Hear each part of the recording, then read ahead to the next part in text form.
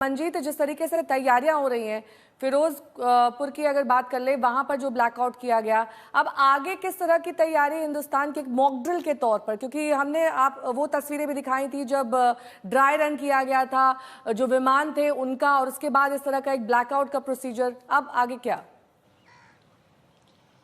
नेहा, कल राजनाथ सिंह जब ये बयान दे रहे थे कि प्रधानमंत्री नरेंद्र मोदी जो अपनी कार्यशैली के लिए जाने जाते हैं, किस तरह के रिस्क को ले सकते हैं राष्ट्रीय सुरक्षा को लेकर, उसी वक्त प्रधानमंत्री नरेंद्र मोदी वायुसेना प्रमुख air chief marshal AP Singh से मिल रहे थे।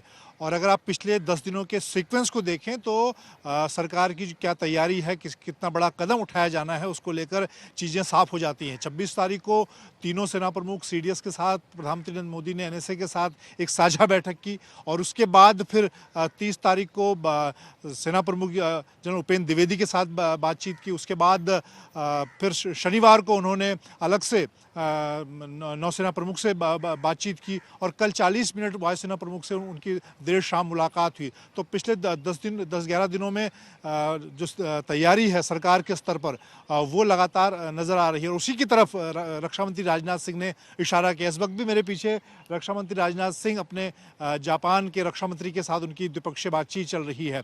तो सरकार डिप्लोमेटिक और कूटनीतिक और तैयारी के मुद्दे पर लगातार तैयारी कर रही है। जहाँ तक सेनाओं की बात है, तो सेनाओं को खुली छूट प्रधानमंत्री नरेंद्र मोदी की तरफ से जो दी गई है, उससे साफ है कि आने वाले दिनों में किस तरह का एक्शन पाकिस्तान के खिलाफ देखने को मिलेगा।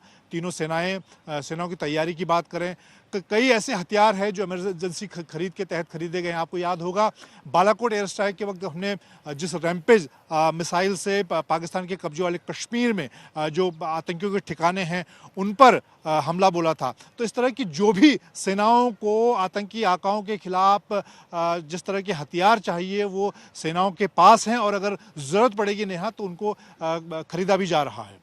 मंजीत, सेना की क्या तैयारियां चल रही हैं? क्योंकि लगातार चाहे वो तीनों सेना अध्यक्ष हो, उनसे एक साथ मुलाकात हो या अलग अलग उनसे मुलाकात हो, ये सारी बैठकें चल रही हैं। क्या तैयारी ग्राउंड पर आप देख रहे हैं? देखिए, जिस तरह से आप देखें प्रधानमंत्री नरेंद्र मोदी तीनों सेना प्रमुखों से अलग अलग जायजा ले रहे हैं, वो सीधी बात वो इस बात की तरफ इशारा करता है कि प्रधानमंत्री नरेंद्र मोदी खुद तीनों सेनाओं की जो तैयारी है और जिस तरह की इससे खुली छूट की बात प्रधानमंत्री नरेंद्र मोदी ने की है, किस तरह के विकल्प हो सकते हैं, समय और टारगेट सेनाओं को चुनना है, कब कार्रवाई करनी है पाकिस्तान के कब्जे वाले कश्मीर में या फिर पाकिस्तान के अंदर।